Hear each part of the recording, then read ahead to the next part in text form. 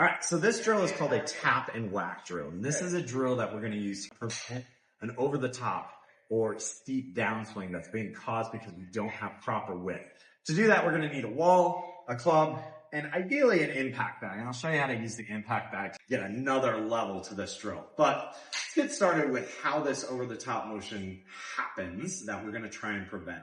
So in the backswing, you need two things. The first one's depth, right? That's getting the club behind us. And we're going to get that through the lower body rotation. The next is that we need width. And width is that distance from your body away from you. So depth is this way, width is this way. And what we need width, because when you transition, your hands are going to want to take the fastest route to the golf ball, which is a straight line. So the issue that we see with a lot of people is they think the further back that I can get that swing or the longer that my swing is, the farther I'm going to hit it. And that is absolutely true. But the more modern swing, we don't see that John Daly move very often on tour. So if you swing more like a Tommy Fleetwood or a Zach Johnson, typically what we're seeing is that their club head is over their lead foot. All right. And what that allows them to do is have width. So at the top of their swing, when they make their transition, there is space for their arms to then drive to the golf ball with a lot of speed.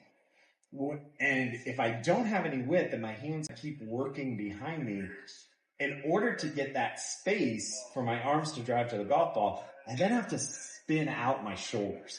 And when I spin out my shoulders first at the top of the swing to create that space, create that width, that's where we get that over the top and super swing, steep swing. So in order to be able to stop the club, have proper width, and then drive my arms to the ball, which is going to naturally shallow the club, we need to know where to stop it. And so the feedback that we're going to use is a wall. So to do the tap and whack drill, we're going to put 1 foot against the wall. I would highly recommend turning the club upside down so you don't put a hole in your wall. And then you can just get your proper tilts until you tilt and turn till we tap the wall, and then we can drive to the ball. Tap the wall, drive to the ball. And then with an impact bag, we can actually learn how to do this at speed.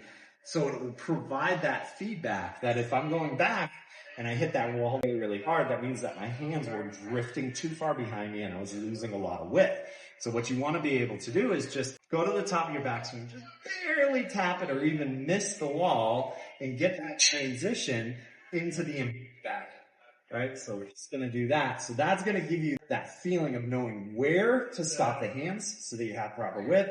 And you're going to get the feeling that if you hit this wall too hard, we've done it wrong. And that feedback is how we learn. So again, this is a great drill for a number of reasons, but particularly if you have an over the top swing that's caused by a lack of width. If you have any questions, if this drill is right for you, always work with your Optimum Golf coach, and we'll see you out there.